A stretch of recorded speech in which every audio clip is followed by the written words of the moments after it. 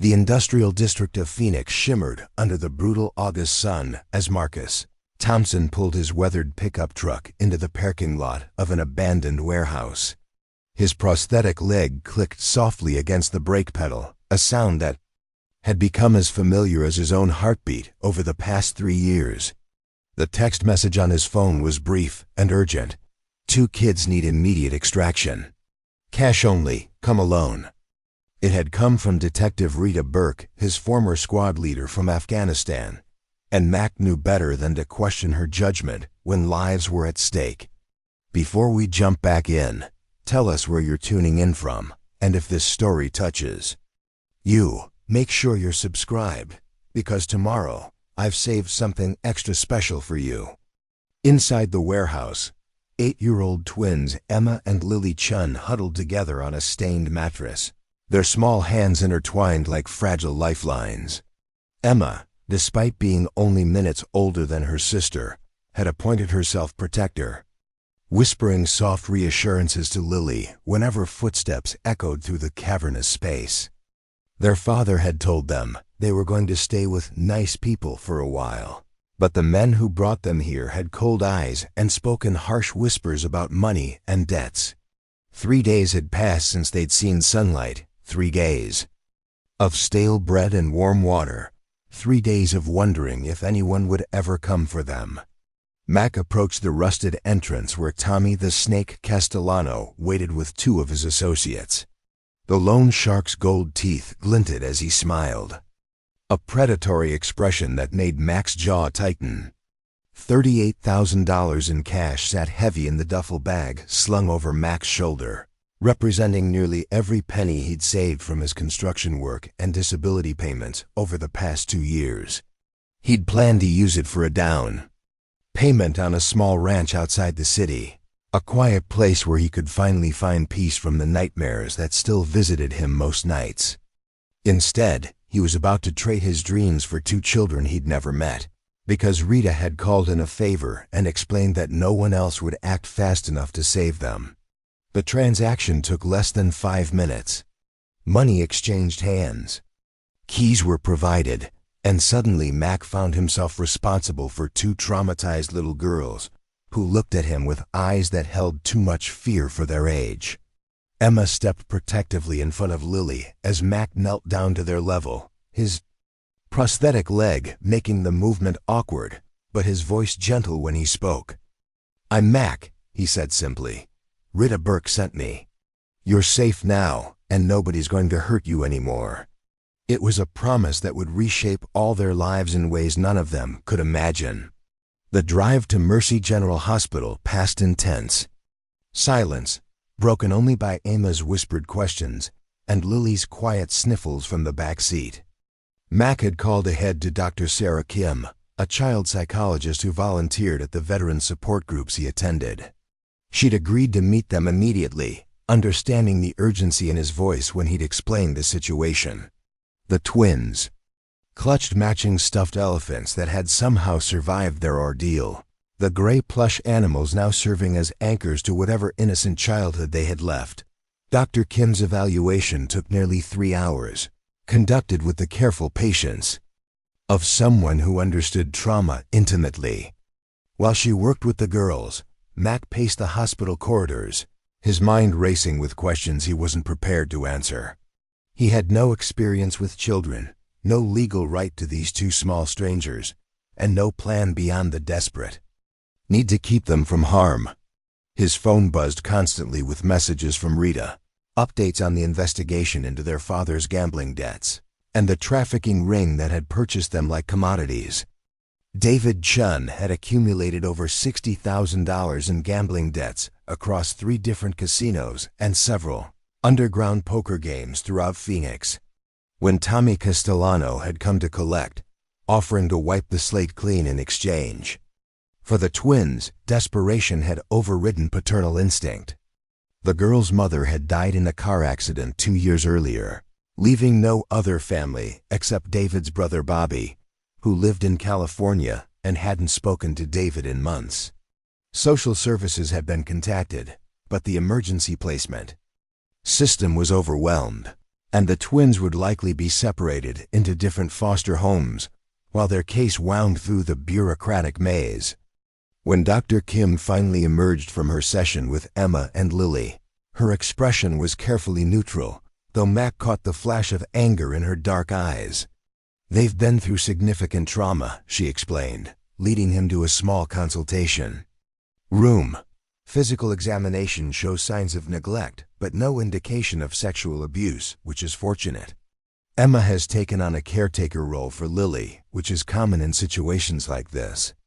They're going to need extensive therapy, stability, and most importantly, they need to feel safe. She paused, studying Mac's weathered face. "Rita told me what you did today." "Why?" Mac was quiet for a long moment, his calloused hands clasped tightly in his lap. "I lost my family while I was deployed," he said finally. "Wife and daughter, car accident. I wasn't there to protect them," his voice roughened with old grief. "Maybe I can't bring them back, but I could save these two. Sometimes that's all you can do. Try to balance the scales a little." The social worker, Rosa Martinez, arrived as evening shadows stretched across the hospital parking lot. She was a tired-looking woman in her mid-40s with kind eyes and the weary competence of someone who'd seen too much human suffering. After reviewing the preliminary reports and speaking with both Dr. Kim and Detective Burke, she sat down with Mac to discuss the immediate options. "Emergency placement with relatives is always preferred," she explained, "but the uncle in California hasn't been located yet. Foster care is the next option, but keeping siblings together is challenging, especially with their trauma history." Mac listened carefully as Rosa outlined the bureaucratic requirements and legal complexities involved. In caring for the twins, emergency custody could be granted to qualified individuals in exceptional circumstances, but it required background checks, home evaluations, and court approval. The process typically took weeks or months, time that Emma and Lily didn't have. If they were to avoid separation in the foster system, "There is one possibility," Rosa said reluctantly. "Given your military service record, Detective Burke's recommendation, and the extraordinary circumstances of their rescue, Judge Williams might consider an emergency guardianship hearing. It's unusual, but not unprecedented." The twins had fallen. Asleep in the consultation room, Emma's arm protectively wrapped around Lily, even in sleep. Looking at their small faces, relaxed for the first time since he'd met them, Mac felt something shift in his chest. These weren't just two children who needed help. They were Emma and Lily, individuals with their own personalities, fears, and dreams that had been nearly destroyed by adult cruelty.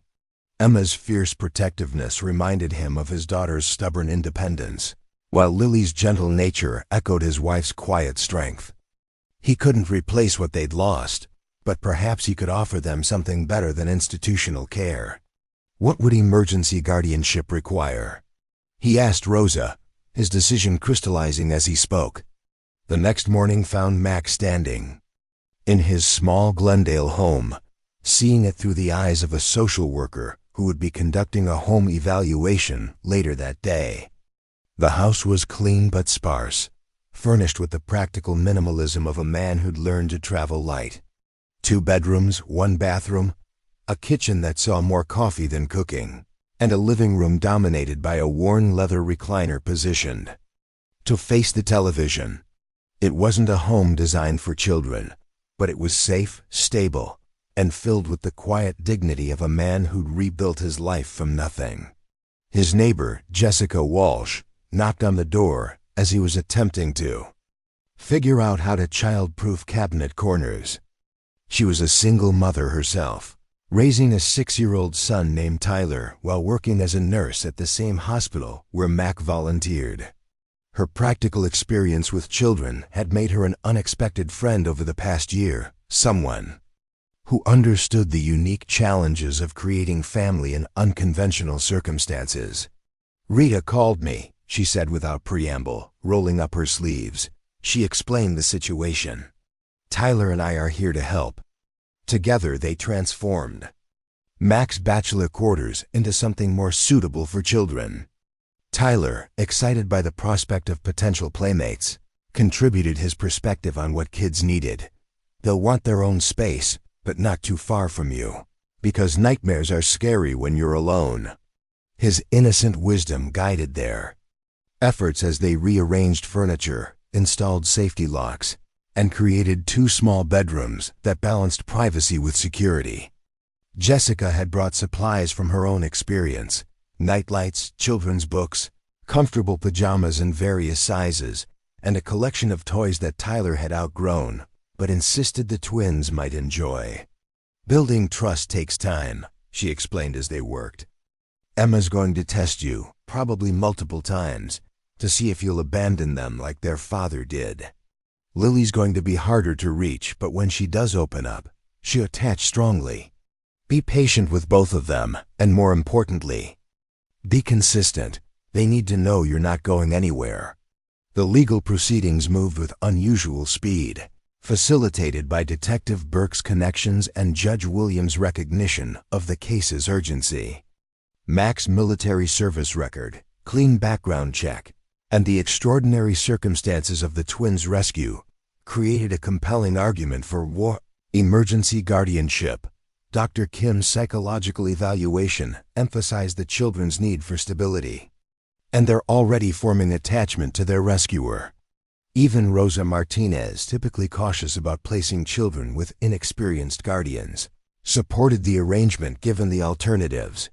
Judge Patricia Williams was a stern woman with silver hair and sharp eyes who'd spent 20 years navigating the complexities of family court.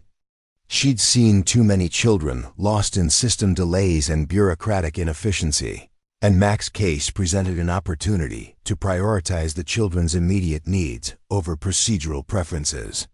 After reviewing the documentation and conducting a brief interview with Mac in her chambers, she granted temporary emergency guardianship with a review scheduled in 30 days.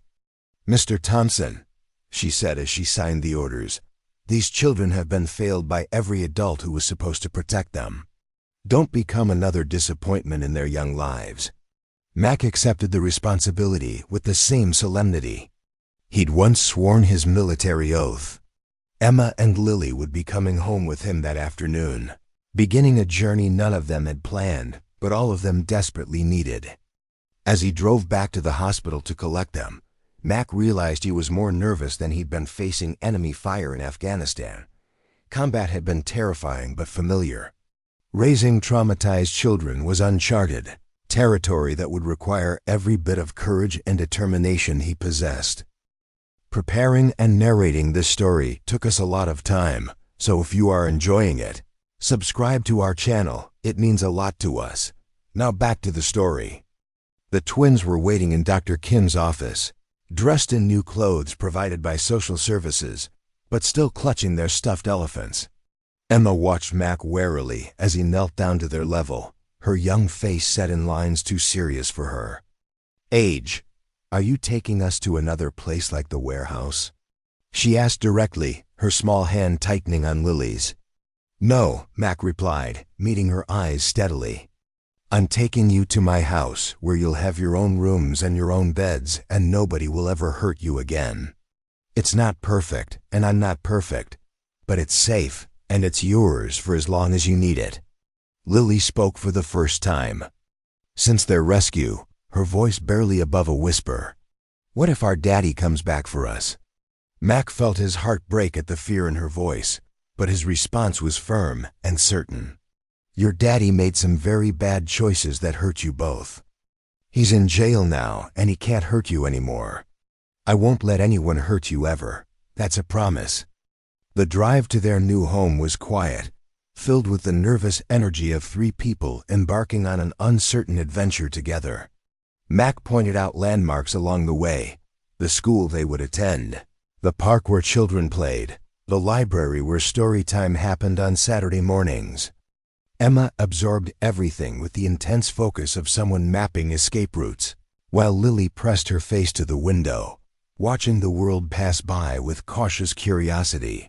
When they pulled into the driveway of Mac's small house, Jessica, and Tyler were waiting on the front porch with welcome signs they'd made together. Tyler bounced excitedly as the twins climbed out of the truck, his enthusiasm infectious despite their wariness. "I helped make your room special," he announced proudly. "And my mom made cookies, but not the yucky kind that grown-ups like, the good kind with chocolate chips." Inside the house, Mac watched as Emma and Lily explored their new environment. With the careful attention of small animals checking for predators, Emma investigated every corner, testing door locks and memorizing window locations, while Lily stayed close to her sister's side. They examined their bedrooms with wonder and suspicion, running their fingers over soft comforters and checking closets for hidden dangers. "It's really ours?" Lily asked quietly, holding her stuffed elephant close. "It's really yours," Mac confirmed. "For as long as you want it to be." That first evening established routines that would become the foundation of their new life together. Dinner was simple: grilled cheese sandwiches and tomato soup that Jessica had recommended as child-friendly comfort food. Emma ate mechanically, watching Mac for signs of impatience or anger, while Lily picked at her food nervously. Mac ate slowly, narrating his actions to demonstrate that mealtimes were safe and predictable. Bath time required careful negotiation, with Emma insisting on supervising while Lily cleaned up, then switching roles with military precision. Mac respected their need for privacy and control, providing clean towels and pajamas while maintaining careful distance.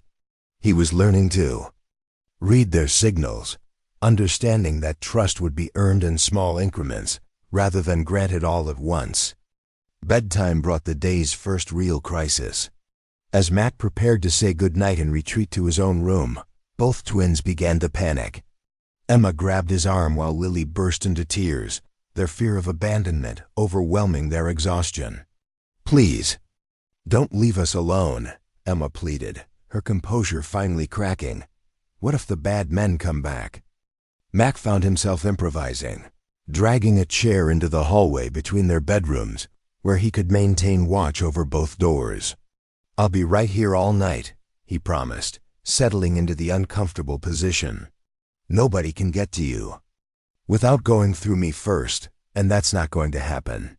He sat in that hallway chair for the next 6 nights, catching fragments of sleep while ensuring the twins felt protected. Jessica brought him a more comfortable folding cot after the 3rd night, shaking her head at his stubborn dedication. "You can't maintain this forever," she warned, but Mac was determined to provide whatever stability the children needed, regardless of his own comfort. On the 7th morning, Emma approached him as he folded up the cot with stiff muscles and a sore back. "We talked about it," she said seriously, speaking for both herself and Lily. "You don't have to sleep in the hallway anymore. But you have to promise you'll come if we call you." "I promise," Mac replied solemnly, recognizing the significance of their first step toward trusting him. "Day or night, if you need me, I'll be there." That small act of faith marked the beginning of their real journey together. Over the following days, Mac learned the intricate details of caring for 2 traumatized children while navigating the complex web of social services, legal requirements, and therapeutic interventions. Dr. Kim visited twice weekly for individual and family counseling sessions, helping all 3 of them process their emotions and build healthy communication patterns. The twins began to reveal their individual personalities as their fear gradually diminished. Emma was naturally protective and fiercely intelligent, quick to learn and slower to trust. She appointed herself Mac's unofficial advisor on everything, from grocery shopping to household routines, offering suggestions with the seriousness of a military strategist. Lily was gentler but equally perceptive, often noticing details that others missed and offering comfort to anyone who seemed sad or worried. Their first trip to Desert View Elementary School for enrollment was both exciting and terrifying for the twins. Principal Martinez, a warm woman with extensive experience working with children from difficult backgrounds, took special care to introduce them to their future teachers and classmates.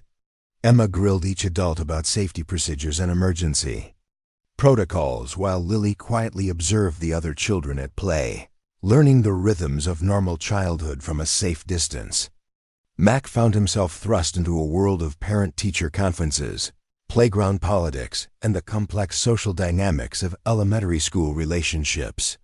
Jessica became his unofficial guide to navigating these new challenges, sharing hard-won wisdom about everything from lunchbox contents to appropriate birthday party gifts. Tyler appointed himself the twins' unofficial big brother, teaching them playground games and defending them from the occasional cruel comment about their unusual family structure. The nightmares came sporadically but intensely, usually triggered by unexpected sounds or unfamiliar situations. Mac learned to respond quickly and calmly, sitting beside whichever twin was struggling until the fear passed. He discovered that his own combat-related insomnia actually helped in these situations.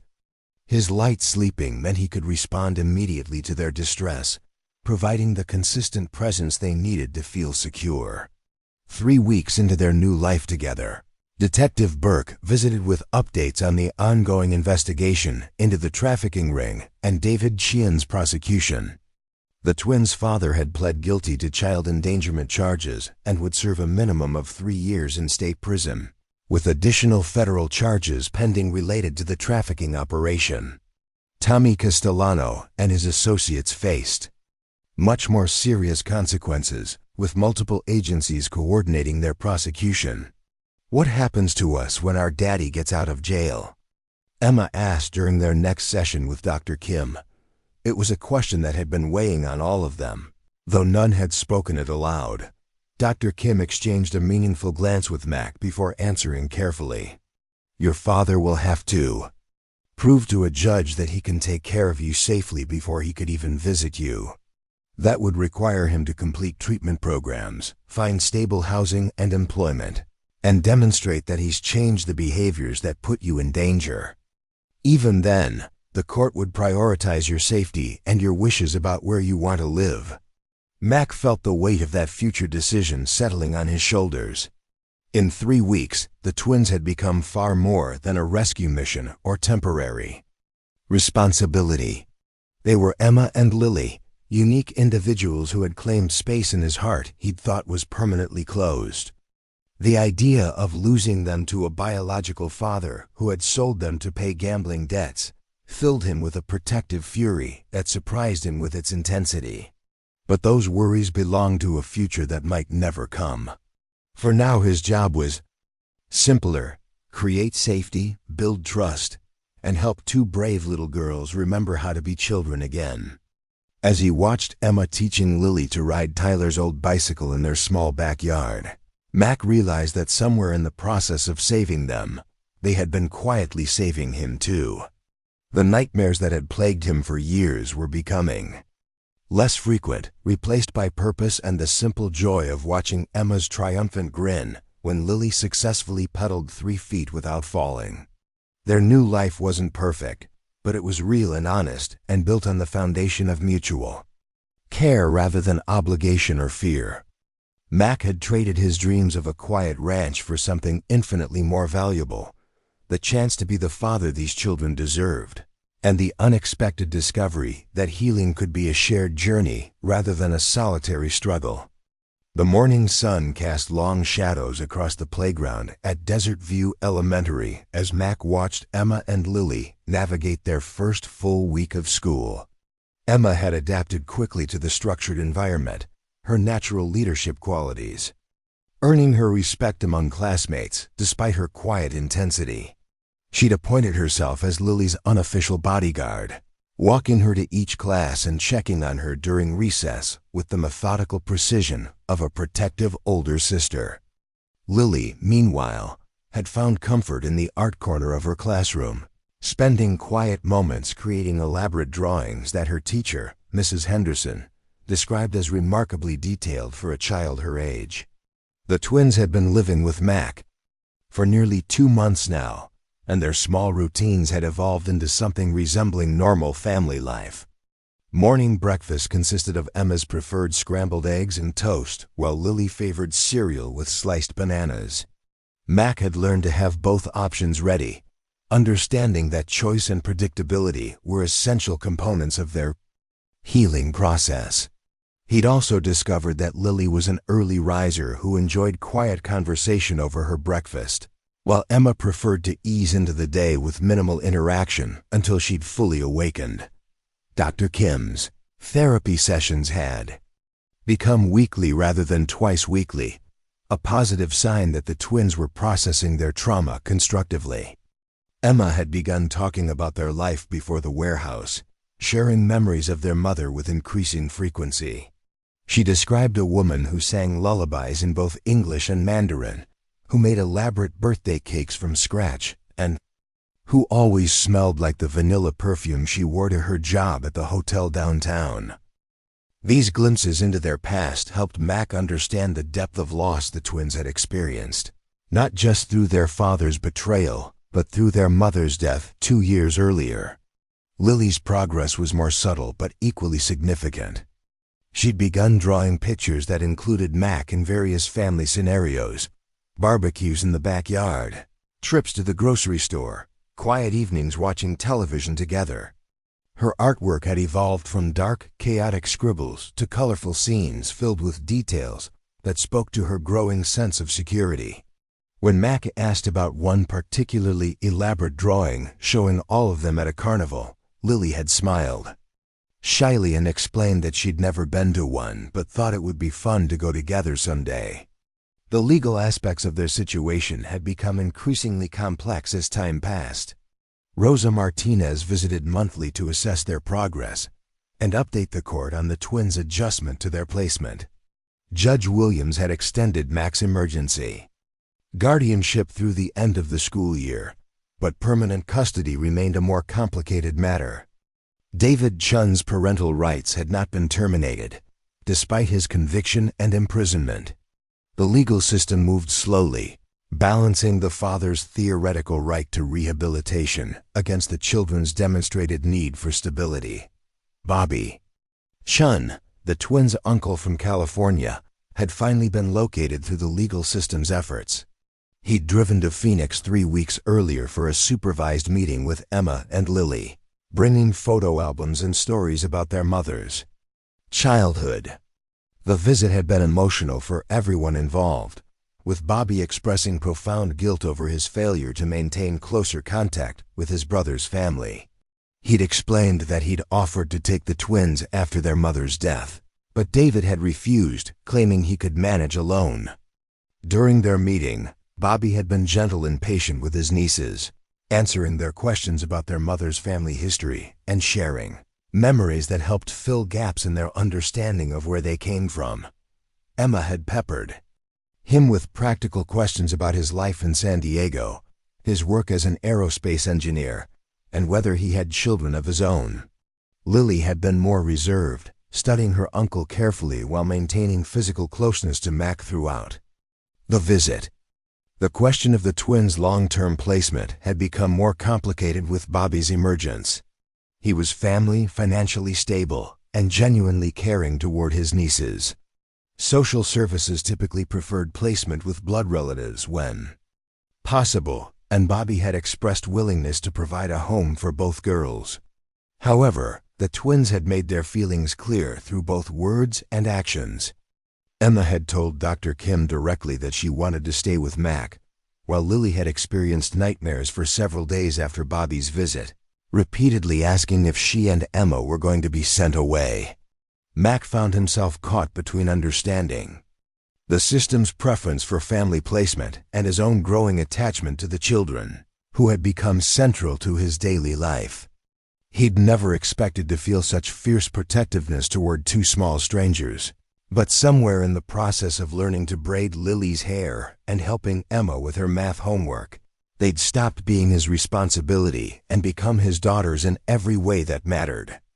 The thought of losing them created an ache in his chest that rivaled the grief he'd felt after losing his wife and biological daughter. Jessica had become an invaluable source of support during this uncertain period, offering both practical advice and emotional understanding. As a single mother herself, she understood the unique challenges of creating family through choice rather than biology. Her relationship with Mac had deepened naturally over the months, built on shared values and genuine friendship rather than romantic drama. Tyler had seamlessly integrated into their extended family unit, treating Emma and Lily as the younger sisters he'd never had. The first real test of their stability came on a Tuesday morning in October when Emma woke up with a high fever and severe stomach pain. Mac's inexperience with childhood illnesses showed as he struggled to determine whether this required immediate medical attention or could wait for their pediatrician's office to open. Jessica, summoned by his panicked phone call, arrived within minutes and quickly assessed that Emma needed emergency care for what appeared to be appendicitis. The next 12 hours tested everyone's emotional reserves as Emma underwent surgery. At Phoenix Children's Hospital, Mac paced the surgical waiting room with the same restless energy he'd once brought to combat zones, while Lily sat curled in Jessica's lap, drawing pictures to give Emma when she woke up. The hospital's family coordinator had questioned Mac's authority to make medical decisions, requiring rapid intervention from Rosa Martinez and emergency court orders to establish his guardianship rights in the medical setting. Dr. Sarah Kim arrived during Emma's recovery, having been called by the hospital's social work department as a precautionary measure. She spent time with both Mac and Lily, assessing how they were handling the crisis and ensuring that appropriate support systems were in place. Her presence provided reassurance that their family unit was being recognized and protected even in emergency situations. Emma's recovery took nearly a week, during which the hospital room became a temporary base of operations for their makeshift family. Mac slept in the uncomfortable reclining chair beside her bed every night, while Lily visited daily after school with new drawings and updates about classroom activities. Jessica coordinated meals and transportation, while Tyler contributed get well cards made by his entire class. The outpouring of support from their community, teachers, neighbors, even other parents from school, demonstrated how thoroughly the twins had been accepted into their new social environment. During Emma's hospitalization, she'd confided her deepest fear to Mac during one of their quiet evening conversations. "What if you decide we're too much trouble?" she asked, her usual confidence replaced by vulnerability. "What if you get tired of taking care of us and send us away like our daddy did?" Mac had taken her small hand in his weathered one, choosing his words carefully. "Emma, I'm going to tell you something important, and I need you to listen carefully. When I was a soldier, I made promises to protect people, and I kept those promises even when it was hard or dangerous. I made you and Lily the same kind of promise the day I brought you home. Taking care of you isn't trouble. It's the most important job I've ever had. You're not going anywhere unless you decide you want to, and even then, I'll always be here if you need me." Her recovery also revealed the depth of the bond between the twins. Lily had barely eaten during Emma's absence from school, spending her days worried and distracted until she could visit the hospital each afternoon. Emma, despite her own discomfort, had focused primarily on reassuring her sister that everything would return to normal soon. Their interdependence was both touching and concerning to Dr. Kim, who worked with them on developing individual coping strategies while maintaining their supportive relationship. The medical crisis had an unexpected positive outcome in terms of their legal situation. Mac's handling of the emergency, his clear prioritization of Emma's needs, and the obvious emotional bonds between all three family members had been documented by multiple hospital personnel. Rosa Martinez included these observations in her monthly report to the court, noting that the twins had demonstrated clear attachment to their guardian and showed no signs of wanting alternative placement. Bobby Chun visited again during Emma's recovery, bringing flowers and books that demonstrated his genuine care for his nieces. However, the contrast between his well-meaning but occasional presence and Mac's constant, devoted attention was stark. Emma had been polite but distant with her uncle, while Lily had actively sought comfort from Mac during the stressful medical procedures. Bobby himself had begun to recognize the strength of the bonds that had formed, privately expressing to Rosa Martinez his belief that the twins were thriving in their current placement. November brought new challenges as the twins prepared for their first major holiday season with Mac. Neither Emma nor Lily had clear memories of celebrating Thanksgiving, as their father's gambling addiction had increasingly consumed family resources and attention over the past 2 years. Mac found himself researching traditional holiday activities while trying to balance creating new memories with respecting their cultural heritage from their mother's side. Jessica suggested hosting a combined Thanksgiving dinner, bringing together their extended chosen family of neighbors and friends. The planning process became a learning experience for everyone involved, with Emma taking charge of menu coordination, while Lily focused on decorative elements. Mac discovered that both twins had inherited their mother's artistic talents, as evidenced by the elaborate place cards and centerpieces they created together. The holiday preparation also brought opportunities for difficult but necessary conversations about family, loss, and gratitude. Dr. Kim had prepared Mac for potential emotional challenges during holiday seasons, explaining that celebration times often intensified feelings of grief and displacement for children from traumatic backgrounds. Emma struggled with guilt over feeling happy in their new life, wondering if enjoying Thanksgiving meant she was being disloyal to her mother's memory. Lily worried that being thankful for living with Mac meant she was supposed to forget about her parents entirely. Mac addressed these concerns with the same straightforward honesty that had characterized all his interactions with the twins. He explained that loving new people didn't diminish love for those who had been lost, and that their mother would want them to find happiness and safety wherever they could. He shared his own experience of learning to honor his deceased wife and daughter's memory while building new relationships and purposes in his life. The Thanksgiving dinner itself became a celebration of chosen family and second chances. Bobby Chun drove from California to join them, bringing traditional Chinese dishes that had been their mother's favorites. Father Miguel Santos, who had been providing spiritual counseling to Mac as he navigated his new role, offered a blessing that acknowledged both their losses and their gratitude for finding each other. Tyler appointed himself official photographer, documenting every moment with the enthusiasm of someone who understood that family memories were precious and shouldn't be taken for granted. As November turned to December, the twins began preparing for their first Christmas with Mac. Their excitement was tempered by sadness as they remembered past celebrations with their mother, but Mac encouraged them to share those memories while creating new traditions together. Emma suggested they make ornaments that represented important moments from their year together, while Lily wanted to learn how to bake cookies like she remembered her mother doing. The Christmas preparations became opportunities for healing and growth in unexpected ways. Emma's ornament project evolved into a timeline of their journey together, starting with a simple house shape representing their first day with Mac, and continuing through various milestones like their first day of school, their new friendships, and Emma's hospital stay. Lily's baking project led to patient lessons from Jessica, who taught her not just recipes, but also the meditative aspects of measuring, mixing, and creating something beautiful to share with others. Mac found himself embracing aspects of fatherhood he'd never expected to experience again. Shopping for Christmas presents required careful consideration of each twin's individual interests and needs, from Emma's fascination with engineering and building projects to Lily's love of art supplies and gentle storytelling. He discovered the particular joy of watching children experience wonder and excitement, feelings he'd thought were permanently dimmed by his own trauma and loss.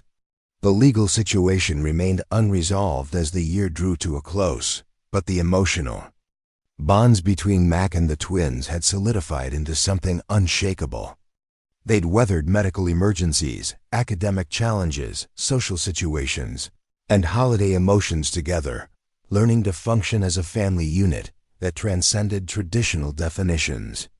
Mac had evolved from reluctant guardian to devoted father, while Emma and Lily had transformed from traumatized children into confident young girls who understood they were valued and protected. Their daily routines had become comfortable patterns that provided security for everyone involved. Mac had learned to read the subtle signs that indicated when either twin needed extra attention or space. Emma had developed enough trust to occasionally disagree with his decisions, testing boundaries in healthy ways that demonstrated her growing confidence. Lily had begun expressing her own preferences and opinions more clearly, no longer defaulting to whatever Emma thought was best. The twins' academic progress had been remarkable, with both girls testing above grade level in multiple subjects. Emma's natural aptitude for mathematics and science had been nurtured by Mac's engineering background and construction experience, leading to after-school projects building simple machines and exploring basic physics concepts. Lily's artistic abilities had flourished under encouragement from her teachers and Jessica's guidance, resulting in artwork that decorated their refrigerator and was frequently shared with their extended community of friends. As December progressed, Mac realized that his definition of success had fundamentally changed over the past 6 months. His original dreams of quiet retirement and solitary healing had been replaced by the complex, demanding, and deeply rewarding reality of raising 2 remarkable children. The prosthetic leg that had once symbolized his limitations had become irrelevant in the face of playground games, piggyback rides, and the simple necessity of keeping up with 2 energetic 8-year-olds. Their small house in Glendale had been transformed from a bachelor's functional space into a true family home. Children's artwork covered the walls, books and toys had found places in every room, and the sounds of laughter and conversation had replaced the lonely silence that had once defined Mac's evenings. The guest bedroom had become Emma's domain, decorated with posters of female scientists and engineers, while Lily's room reflected her gentler nature with soft colors and carefully arranged art supplies. The year's end brought reflection on how far they'd all traveled from that August day in the warehouse. Emma had grown from a frightened but fierce protector into a confident child who knew she was safe enough to simply be 8 years old sometimes. Lily had evolved from a traumatized little girl who rarely spoke into someone who shared her thoughts and feelings openly with the people she trusted. Mac had discovered that his capacity for love and purpose had not been destroyed by loss, but had simply been waiting for the right circumstances to flourish again. Their story was far from over, with legal challenges and long-term decisions still ahead. But the foundation they'd built together was strong enough to weather whatever tests might come. 3 unlikely people had found each other through circumstances none of them would have chosen, creating a family that proved love and commitment could transcend biology, trauma, and conventional expectations. The warehouse that had nearly destroyed 2 innocent children had instead become the beginning of their salvation, just as Mac's willingness to spend his life savings on strangers had become his own path to healing and renewed purpose. The Arizona spring brought unexpected news that would test everything Mac and the twins had built together. Detective Rita Burke arrived at their door on a warm March evening, her expression grim as she requested a private conversation with Mac. Emma and Lily were in the backyard with Tyler, working on a garden project that had become their latest shared obsession, their laughter drifting through the open windows as Rita delivered information that would shatter their peaceful routine. David Chun was being released from prison 2 years early due to overcrowding and good behavior. His gambling addiction treatment program had been completed successfully, according to official records, and his public defender had filed petitions for supervised visitation rights with his daughters. The federal trafficking charges that should have kept him incarcerated longer had been reduced through a plea agreement, and various bureaucratic complications had accelerated his release timeline far beyond what anyone had anticipated. More troubling was the news that David had lied himself with a well-funded legal advocacy group that specialized in reuniting families separated by the child welfare system. The organization, while well-intentioned in many cases, had taken on David's case as an example of systemic overreach, arguing that his children had been removed from their biological family without adequate consideration of his rehabilitation potential. They'd hired expensive attorneys and were prepared to challenge Mac's guardianship on multiple fronts. Rita's investigation had revealed that Lawrence Preston, the banker from Mac's past who had tried to force him off his property years earlier, was now funding David's legal team through shell corporations and charitable donations.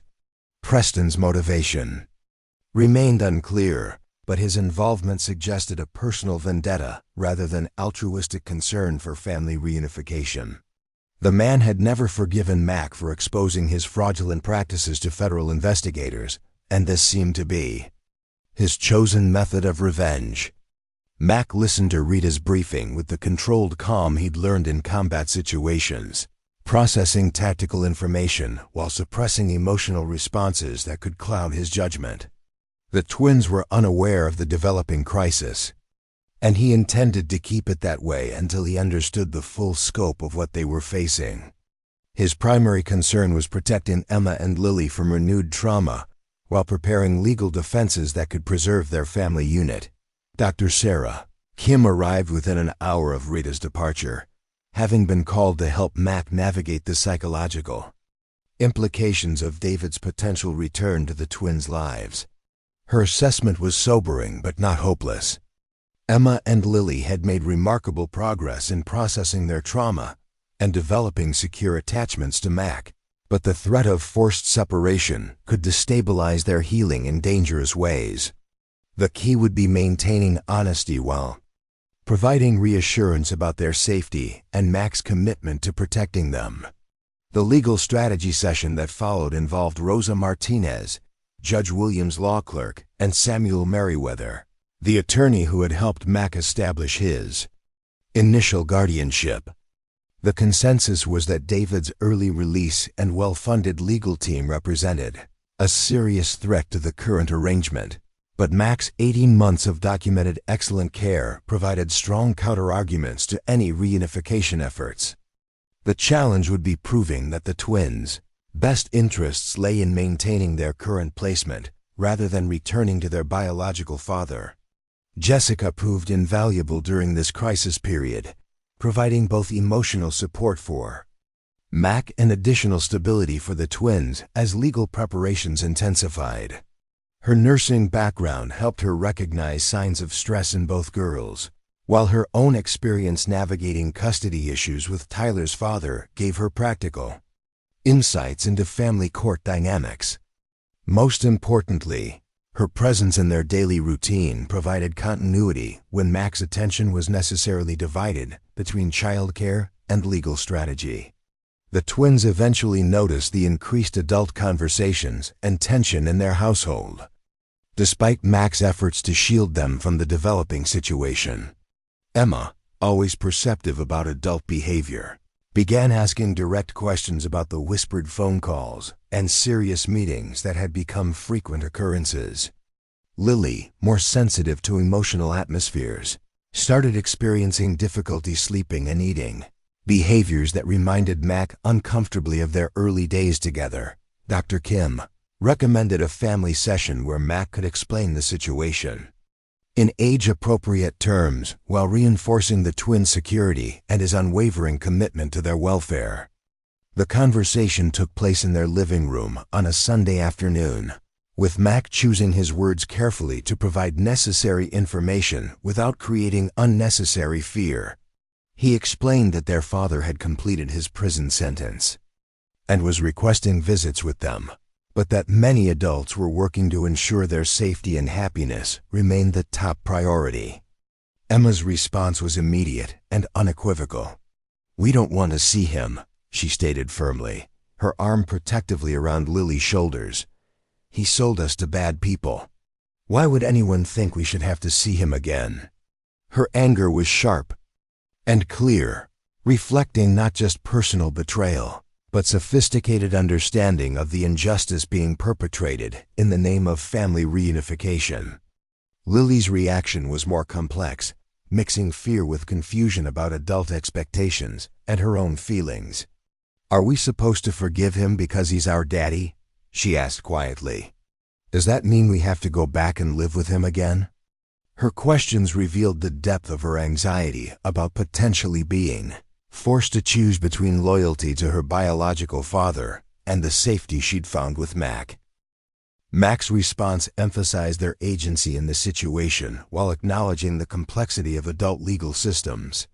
He assured them that their feelings and preferences would be considered by the court, and that he would fight to protect their right to remain in a safe, loving environment. Most importantly, he promised that regardless of what legal challenges emerged, he would never abandon them or stop advocating for their welfare. The weeks that followed were marked by intensive preparation for what everyone understood would be a contentious custody battle. Mac's military records were compiled to demonstrate his character and leadership capabilities, while documentation of the twins' academic progress, psychological healing, and social integration was gathered to support arguments for maintaining their current placement. Character witnesses were identified among teachers, neighbors, medical professionals, and community leaders who had observed their family dynamics firsthand. Emma and Lily's own voices became central to the legal strategy as their age and demonstrated maturity made their preferences significant factors in family court decisions. Both girls were interviewed separately by court-appointed advocates, child psychologists, and social workers, consistently expressing their desire to remain with Mac, while clearly articulating their reasons for avoiding contact with their biological father. Their testimony was compelling not just because of their preferences, but because of the thoughtful, evidence-based reasoning they provided. The twins' school performance during this stressful period actually improved rather than declined, demonstrating the stability Mac had provided in their daily routines. Emma threw herself into advanced science projects with increased intensity, while Lily's artwork became more elaborate and emotionally complex. Their teachers noted that both girls seemed motivated by a desire to prove their contentment and success in their current environment, understanding intuitively that their achievements reflected positively on Mac's parenting. Bobby Chun's role in the unfolding drama became increasingly important as the legal process developed. His initial willingness to provide alternative family placement had evolved into strong support for the twins remaining with Mac, based on his observations of their emotional well-being and clear preferences. His testimony would carry significant weight as a blood relative who had no personal agenda beyond his niece's welfare, making his advocacy for Mac's guardianship particularly powerful. The first major confrontation came during a preliminary hearing where David Chun appeared in court for the first time since his conviction. The man who emerged from prison was physically different from the desperate gambler who had sold his daughters, appearing clean and healthy after months of institutional structure and required treatment programs. His legal team had coached him carefully on appropriate emotional responses and remorseful statements designed to demonstrate his rehabilitation and parental commitment. Mac attended the hearing with his own legal team, sitting in the gallery, where he could observe proceedings while remaining ready to testify if called. Seeing David Chun again triggered unexpected emotional responses, not just anger at the man's past actions, but protective fury at his attempt to reclaim children he had so thoroughly betrayed. The father's polished presentation to the court felt manipulative and false to Mac, who had witnessed the trauma David's choices had inflicted on his daughters. Emma and Lily were not required to attend the preliminary hearing, but its outcome would determine whether they would face the trauma of testifying in future proceedings. Judge Williams listened carefully to arguments from both sides, asking pointed questions about David's rehabilitation evidence, his proposed parenting plan, and his understanding of the psychological damage his previous actions had caused. Her demeanor suggested deep skepticism about rapid personality transformation, particularly given the severity of his crimes against his own children. The judge's preliminary ruling was mixed, granting David supervised visitation rights while maintaining Mac's guardianship pending further evaluation. The decision reflected legal requirements to consider parental rights while acknowledging the twins, demonstrated stability in their current placement. Visitation would be supervised by trained professionals in neutral settings, with strict protocols designed to protect the children's emotional welfare during what everyone recognized would be difficult encounters. Mac's task became preparing Emma and Lily for forced contact with their father while maintaining their sense of agency and security. Dr. Kim worked intensively with both girls to develop coping strategies for the upcoming visits, emphasizing their right to express their feelings honestly while understanding that adult legal processes sometimes required them to participate in situations they found uncomfortable. The preparation sessions focused on maintaining their emotional boundaries and remembering that they had advocates working to protect their long-term interests. The first supervised visit took place in a sterile conference room at the family court building, with a trained social worker observing and documenting all interactions. David Chen had prepared extensively for this encounter, bringing photo albums, letters he'd written during his incarceration, and carefully selected gifts designed to demonstrate his paternal affection. His approach was gentle and remorseful, acknowledging his past mistakes while expressing hope for rebuilding their relationship. Emma's response to her father was politely distant, answering his questions with minimal detail while avoiding any emotional engagement. She examined his gifts with clinical detachment, thanked him appropriately, but made no effort to bridge the enormous gap his betrayal had created between them. Her behavior demonstrated remarkable maturity and self-protection, refusing to be manipulated by his expressions of regret while maintaining basic civility. Lily's reaction was more emotionally complex, showing signs of the confusion and conflicted feelings that often characterize children's responses to parents who have hurt them. She accepted her father's apologies but remained physically distant, seeking comfort from the supervising social worker when David's presence became overwhelming. Her inability to relax in his company was obvious to all observers, contradicting his legal team's arguments about natural parent-child bonds transcending temporary separation. The visit reports documented David's appropriate behavior during the supervised contact, while noting the children's clear discomfort and lack of emotional connection with their biological father. Both girls expressed relief when the session ended, asking repeatedly when they could return home to Mac. Their responses provided additional evidence for arguments that forced reunification would be psychologically harmful rather than beneficial to their long-term development. Subsequent visits followed similar patterns, with David making increasingly desperate attempts to reconnect with daughters who had moved beyond their need for his approval or affection. His gifts became more expensive and elaborate, his promises more grandiose, but Emma and Lily remained unmoved by his efforts. They had found security, love, and stability with Mac, making their father's belated attempts at redemption feel hollow and irrelevant to their current lives.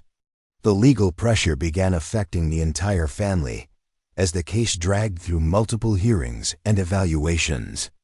Mac found himself spending countless hours with attorneys, providing documentation and participating in psychological assessments designed to evaluate his fitness as a guardian. The process was invasive and exhausting, requiring him to justify every aspect of his parenting while David's team attempted to find flaws or inadequacies in his care of the twins. Jessica's support became even more crucial during this period, as she helped maintain household routines and provided emotional stability for Emma and Lily when Mac's attention was necessarily focused on legal proceedings. Her relationship with Mac had deepened into something approaching romantic partnership, though neither had formally acknowledged the change due to their focus on protecting the twins' placement. Tyler continued serving as the girls' honorary big brother, providing normalcy and friendship that reminded them their world extended beyond courtrooms and custody battles. The twins' community rallied around their family during this crisis, with teachers, neighbors, and friends providing character testimony and emotional support that demonstrated the breadth of their social integration. Emma's science teacher spoke eloquently about her intellectual growth and emotional stability, while Lily's art instructor described the confidence and creativity that had flourished under Mac's encouraging guidance. These testimonials painted a picture of children thriving in an environment that nurtured their individual talents while providing consistent love and security. Father Miguel Santos emerged as an unexpected ally in their legal battle, providing spiritual counseling to Mac while offering professional testimony about the family's commitment to ethical values and community service. His observations carried particular weight due to his experience working with families in crisis and his reputation for honest assessment of character and stability. His support helped counter arguments that Mac's military background and bachelor lifestyle made him unsuitable for raising young girls. As spring progressed toward summer, the legal battle intensified rather than resolved. David's team had expanded their arguments to include claims that Mac's disability made him an inadequate guardian, while also suggesting that his military background created an overly rigid and potentially harmful household environment. These attacks on Mac's character and capabilities infuriated everyone who had witnessed his devoted, patient parenting over the past year and a half. The twins themselves began showing signs of stress from the prolonged uncertainty, despite everyone's efforts to shield them from the worst aspects of the legal proceedings. Emma developed stress-related headaches that required medical attention, while Lily experienced recurring nightmares about being taken away from their home. Dr. Kim increased their therapy sessions while advocating strongly with the court about the psychological damage being caused by the extended process. Mac's determination to protect his daughters intensified as he witnessed the toll the custody battle was taking on their emotional well-being. The man who had once been content with solitary existence now fought with the fierce dedication of someone defending his most precious possessions. His legal team had become his allies in a war for the twins' future, and he was prepared to sacrifice everything he owned to ensure Emma and Lily remained safe and loved. The case attracted media attention as advocacy groups on both sides used it to advance their broader agendas about family rights, rehabilitation, and child welfare. Mac found himself reluctantly thrust into public scrutiny, forced to defend his unconventional family while protecting the twins from unwanted attention. The media coverage added another layer of stress to an already overwhelming situation, requiring careful management to prevent further trauma to children who had already endured far too much adult dysfunction. Summer approached with the custody battle still unresolved, leaving Mac and the twins in a state of suspended animation, where they couldn't fully plan for the future while being forced to defend the present they had built together. The foundation of trust, love, and security they had constructed over 18 months was being tested by forces beyond their control, threatening to destroy the healing all three had worked so hard to achieve. The scorching July heat seemed to mirror the intensity of the custody battle as it reached its climactic phase. David Chun's legal team had requested an expedited final hearing, confident that months of supervised visits and rehabilitation documentation would convince Judge Williams to order reunification with his daughters. Their strategy had evolved to portray Mac as a well-meaning but temporary guardian who had served his purpose, but now stood in the way of natural family bonds being restored. Mac stood in the courthouse hallway, adjusting his tie with hands that trembled slightly despite his outward composure. Emma and Lily flanked him, dressed in their best clothes for what everyone understood might be the final hearing that would determine their future. Emma wore the navy blue dress Jessica had helped her select, while Lily clutched a small portfolio containing artwork she'd created specifically for the judge. Both girls had insisted on attending this hearing, despite the adults' attempts to shield them from what promised to be an emotionally devastating proceeding. The media presence outside the courthouse had grown significantly, with local news crews and national family rights organizations using the case to advance their various agendas. Mac's military service and the twins' tragic backstory had created a compelling narrative that attracted public attention far beyond Phoenix. Protesters from both sides carried signs supporting parental rights versus child protection, creating a circus atmosphere that added to everyone's stress levels. Inside the courtroom, David Chen sat with his expanded legal team, appearing confident and rehabilitated after months of careful preparation. His supporters had filled several rows, including members of the Family Reunification Advocacy Group that had funded his legal challenge. The visual contrast was stark between his polished presentation and Mac's smaller group of genuine friends and community supporters who had volunteered to attend despite the personal cost of taking time from their jobs and responsibilities. Judge Williams called the session to order with an expression that revealed nothing about her thoughts regarding the months of testimony, evaluations, and legal arguments she'd been reviewing. Her reputation for fairness was well established, but this case had tested even her considerable experience with complex family dynamics. The competing interests of parental rights, child welfare, and individual autonomy had created a legal puzzle with no perfect solutions. David's attorney began with an impassioned presentation about redemption, rehabilitation, and the fundamental right of parents to raise their children. He presented evidence of David's successful completion of gambling addiction treatment, his stable employment with a Phoenix construction company, and his appropriate apartment that had been prepared specifically for his daughter's return.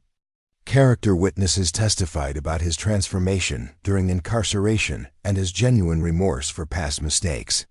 The presentation was professionally orchestrated and emotionally compelling, painting David as a man who had learned from his catastrophic errors and deserved the opportunity to rebuild his relationship with his children.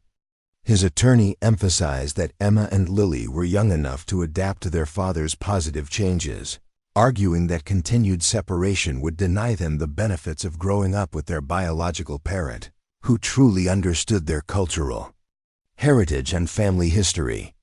David himself took the stand with carefully rehearsed testimony about his journey toward redemption and his desperate love for his daughters.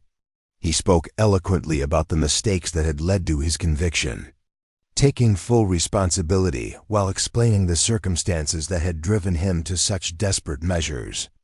His voice broke appropriately when describing his regret and his determination to spend the rest of his life making amends to Emma and Lily. When asked about the twins' obvious reluctance to reconnect with him, David expressed understanding and patience, claiming that time and consistent love would heal the wounds his actions had created. He painted their resistance as natural but temporary, something that could be overcome through the persistent application of parental devotion and professional family therapy. His answers were polished and seemingly sincere, crafted to address the court's concerns while minimizing the significance of his daughter's clearly expressed preferences.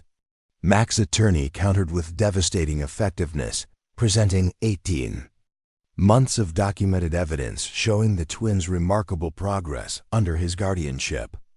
Medical records, school reports, psychological evaluations, and testimony from dozens of community members painted a picture of children who had not just survived their trauma, but had flourished in an environment of consistency, safety, and unconditional love. Dr. Sarah Kim's testimony proved particularly powerful as she described the depth of healing Emma and Lily had achieved and the potential psychological damage that forced separation could cause.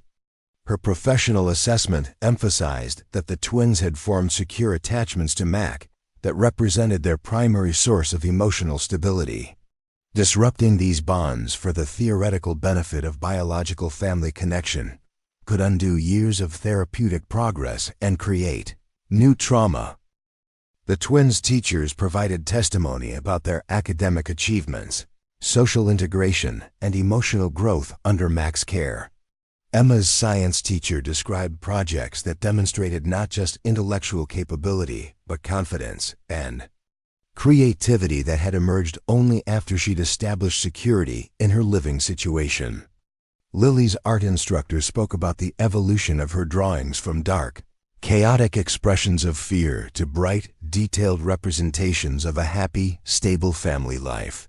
Father Miguel Santos testified about Mac's character and commitment, describing specific instances of sacrifice and dedication that went far beyond legal obligation into the realm of genuine parental love.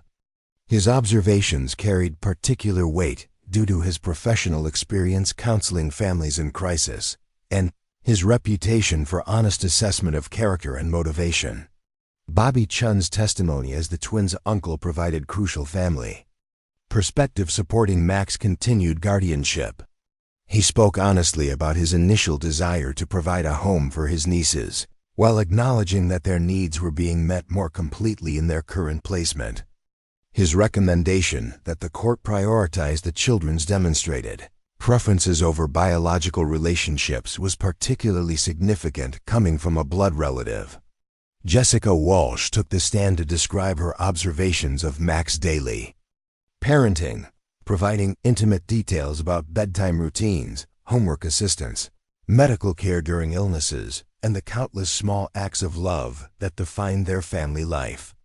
Her testimony painted a picture of devoted fatherhood that had evolved naturally from Mac's protective instincts into something deeper and more comprehensive than biological obligation. The most crucial moment came when Judge Williams announced that she would interview Emma and Lily privately in her chambers, allowing them to express their feelings without the pressure of courtroom formality or adult expectations. Both girls had been prepared for this possibility by Dr. Kim, who had coached them on speaking honestly while understanding the weight their words would carry in determining their future. Emma entered the judge's chambers first, carrying herself with the dignity and determination that had characterized her response to every challenge in her young life. She spoke clearly and directly about her feelings regarding her father, acknowledging his apologies while explaining why they didn't change her desire to remain with Mac. Her testimony was remarkable for its maturity and emotional intelligence, demonstrating understanding of complex family dynamics while maintaining clear boundaries about her own needs and preferences. When asked about her relationship with Mac, Emma's composure finally cracked as she described the safety, encouragement, and unconditional love she'd experienced in his care. She spoke about learning to trust again, about feeling valued for her intelligence and capabilities, and about the security of knowing she would never be abandoned or betrayed again. Her words carried the weight of lived experience rather than coached responses, making them impossible to dismiss as childish preference or manipulation. Lily's session was shorter but equally powerful as she used her artwork to communicate feelings that words couldn't fully express. Her drawings showed the progression from her earliest dark scribbles representing life with her father to bright, detailed family scenes that included Mac as a central protecting figure. When asked directly about her preferences, she stated simply that Mac was her real daddy now, the one who kept her safe and helped her not be scared anymore. Both girls were asked about their understanding of the court proceedings and their awareness that their father wanted them to live with him again. Their responses demonstrated sophisticated comprehension of the Kofor situation while maintaining their conviction that returning to David's care would be harmful to their well-being. They expressed willingness to continue supervised visits if required, but made clear their absolute preference for remaining in Mac's guardianship. The afternoon session included closing arguments that encapsulated months of legal maneuvering and emotional testimony. David's attorney made a final appeal to traditional family values and rehabilitation possibilities, arguing that the state had an obligation to support parental rights, even in cases where children expressed contrary preferences. The presentation was polished and legally sound, emphasizing precedent and procedure over individual circumstances. Mac's attorney responded with passionate advocacy for prioritizing the twins, demonstrated needs over theoretical ideals about family reunification. The closing argument emphasized that Emma and Lily had already experienced the failure of biological family bonds and had found genuine security and love through chosen rather than genetic connections. The presentation argued that the court's primary obligation was to protect the children's welfare rather than validate adult redemption narratives. Judge Williams recessed the hearing until the following morning, needing time to review the extensive documentation and consider the competing arguments that had been presented. The delay created an agonizing period of uncertainty for everyone involved, with Mac and the twins returning home to wait for a decision that would fundamentally alter their lives regardless of its direction.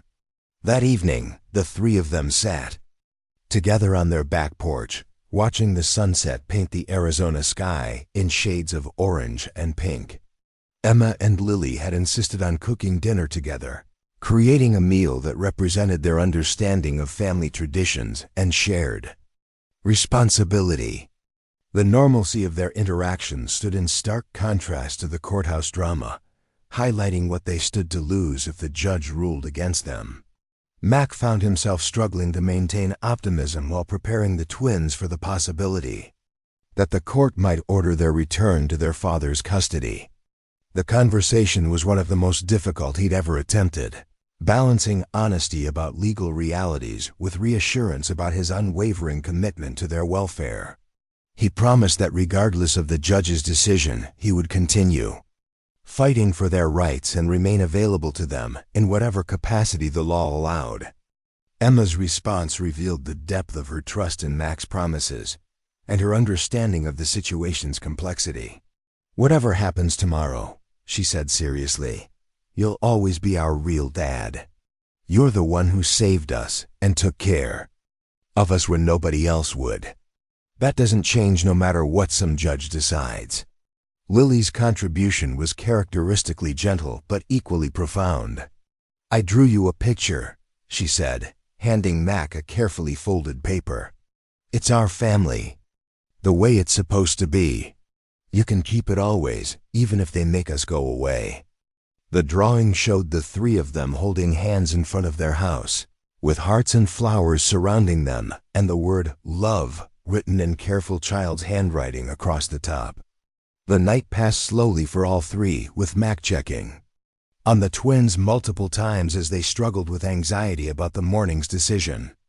Emma had difficulty falling asleep, while Lily experienced the return of nightmares that had been absent for months. The stress of uncertainty had reactivated trauma responses that reminded everyone how fragile their healing remained despite months of progress. Morning arrived gray and overcast, unusual weather for July in Phoenix that seemed to reflect the somber mood as they prepared for what might be their final day as a family. Mac helped the twins dress carefully, understanding that their appearance in court could influence perceptions about their care and well-being. Emma chose her favorite dress, the one she'd worn to their first school event together, while Lily selected the outfit Jessica had helped her pick for the Christmas concert where she'd sung with the school choir. The courthouse was even more crowded than the previous day, with media attention having intensified overnight as news of the case spread through social networks and advocacy organizations. Mac kept Emma and Lily close as they navigated through reporters and protesters, his protective instincts in overdrive as he shielded them from inappropriate questions and camera flashes.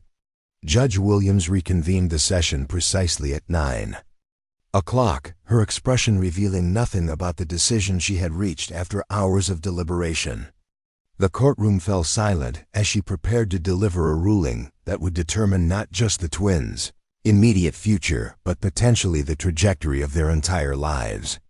Mac reached for Emma and Lily's hands, offering what comfort he could, while bracing himself for whatever verdict was about to reshape their world. Judge Williams adjusted her reading glasses and looked directly at the assembled families before opening the leather folder containing her decision. The courtroom atmosphere was electric with tension as 2 years of legal proceedings and emotional investment came down to this single moment. Mac felt Emma's small hand tighten in his left grip while Lily pressed closer to his right side, both girls demonstrating the unity and trust that had become their survival mechanism through every challenge they'd faced together.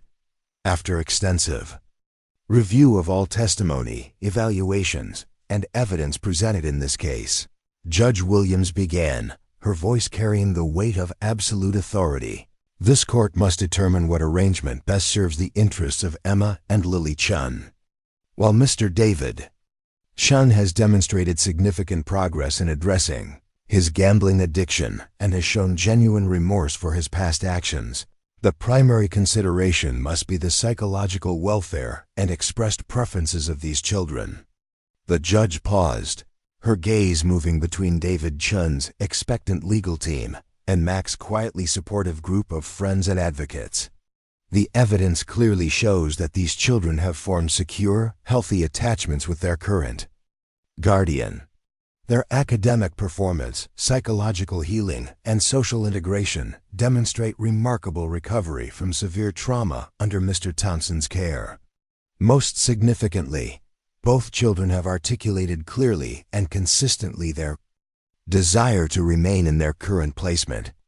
David Chen's face crumpled as the implications of the judge's words became apparent, while his attorney's confident expression shifted to barely concealed disappointment.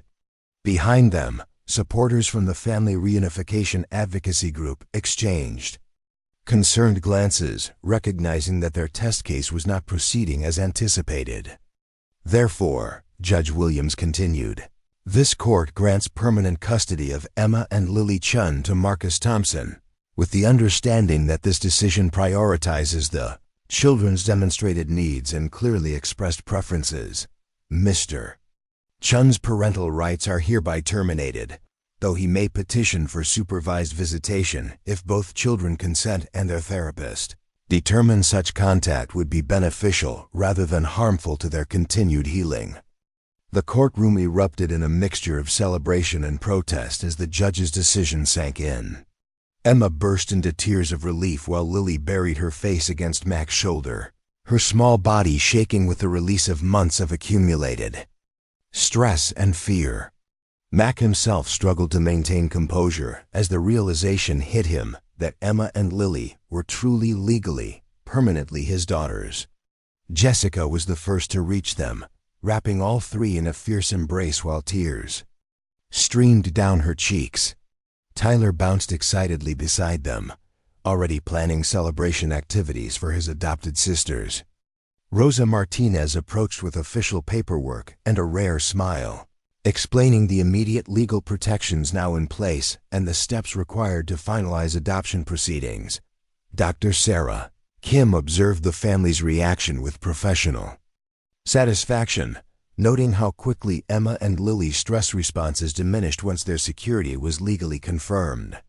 Their attachment behaviors, the way they naturally sought comfort from Mac and included him in their emotional processing, demonstrated the authentic family bonds that had developed through shared experience rather than biological obligation.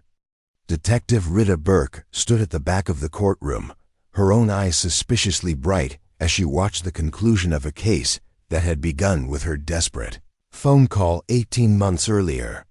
The human trafficking ring that had purchased the twins had been completely dismantled, with Tommy Castellano serving a 15-year federal sentence. Rita's investigation had revealed that Mac's intervention had prevented Emma and Lily from disappearing into a network that rarely returned children to any form of safety. David Chen remained seated as his legal team gathered their materials, the reality of permanently losing his daughters settling over him like a suffocating blanket. His rehabilitation had been genuine, his remorse real, but the damage inflicted by his moment of desperate selfishness could not be overcome by good intentions and therapeutic progress. The children he'd sold to save himself from financial ruin had found salvation elsewhere, leaving him to face the consequences of choices that could never be undone. Lawrence Preston, the banker whose vindictive funding had prolonged the legal battle, slipped out of the courtroom through a side exit, his expensive revenge having failed to achieve its intended destruction. His attempts to use David's case as a weapon against Mac had backfired spectacularly, exposing his own character to scrutiny that would eventually result in federal banking violations charges. Sometimes justice took unexpected forms, but it arrived. Nonetheless, the media circus outside the courthouse had transformed from neutral reporting to celebration as news of the decision spread. Local television crews captured footage of Mac, Emma, and Lily emerging together, their joy and relief evident despite their attempts to maintain privacy. The twins had become symbols of resilience and hope, proof that love and commitment could triumph over trauma and legal technicalities. Father Miguel Santos waited by Mac's truck, having anticipated the outcome based on his own observations of their family dynamics. His blessing over their confirmed family unit carried spiritual weight that complemented the legal victory, acknowledging the sacred nature of bonds formed through choice and nurtured through sacrifice. His presence reminded them that their story had inspired their entire community, creating ripple effects of hope among other families facing similar challenges. The drive home passed in a blur of excited chatter as Emma and Lily processed their emotions and began making plans for their guaranteed future together. Emma immediately began organizing ideas for celebrating their legal victory, while Lily suggested they create a special painting to commemorate the day their family became official. Both girls demonstrated the forward-thinking optimism that had emerged as their trauma responses diminished and their sense of security solidified. Their small house in Glendale had been decorated by Jessica and Tyler during the court proceedings, with welcome home banners and celebration streamers transforming their familiar space into a party venue. Neighbors had contributed food and gifts, creating an impromptu block party that demonstrated the community support their family had generated through consistent kindness and mutual aid. Bobby Chun called from California within hours of the decision, his relief and joy evident through the phone connection. His early support for Mac's guardianship had been vindicated by the outcome, and his relationship with his nieces had evolved into that of a beloved uncle who visited regularly rather than a potential alternative guardian. His presence in their lives added important cultural connections and family history while respecting the primary bonds they'd formed with Mac. The weeks following the custody decision brought a sense of normalcy that the family had never previously experienced. Legal uncertainties no longer shadowed their daily activities, allowing them to make long-term plans and commitments without fear of disruption. Mac enrolled in college courses to upgrade his construction skills while Emma joined advanced academic programs and Lily participated in community art classes. Their individual growth accelerated when freed from survival-focused anxiety. The adoption proceedings that followed were largely ceremonial, as the twins were already Mac's daughters in every meaningful sense. Judge Williams personally presided over the formal adoption hearing, expressing her satisfaction at seeing a family that had been formed through extraordinary circumstances evolve into something stable and permanent. The legal name changes that made Emma and Lily officially Thompson rather than Chen represented the final step in their transformation from victims to cherished daughters. Mac's relationship with Jessica had deepened naturally during the custody battle, built on shared values and genuine partnership in raising their combined children. Their wedding, which took place 6 months after the adoption was finalized, created an extended family unit that included Tyler as Emma and Lily's older brother and Jessica as the maternal figure they'd been missing since their mother's death. The ceremony was small and intimate, held in their backyard with Father Miguel officiating and their community of friends serving as witnesses. Emma's academic achievements accelerated as she approached her teenage years with particular aptitude in engineering and mathematics that Mac nurtured through hands-on projects and educational opportunities. Her protective instincts toward Lily had evolved into supportive encouragement rather than anxious vigilance, demonstrating healthy sibling dynamics that replaced their earlier trauma-bonded survival patterns. Her confidence in expressing opinions and making independent decisions reflected the security she'd found in Mac's consistent support and guidance. Lily's artistic talents flourished under encouragement from both Mac and Jessica, leading to gallery exhibitions of her work and recognition from local art organizations. Her gentle nature had strengthened rather than disappeared as her security increased, making her a natural mediator and emotional support for friends and family members. Her ability to find beauty and hope in difficult situations inspired everyone around her, transforming her sensitivity from vulnerability into strength. The twins maintained contact with Dr. Sarah Kim on an as-needed basis, their therapy sessions transitioning from trauma processing to normal developmental guidance. Their psychological healing had been so complete that they served as success stories for other children in similar situations, though Mac was careful to protect their privacy while allowing their experiences to help others when appropriate.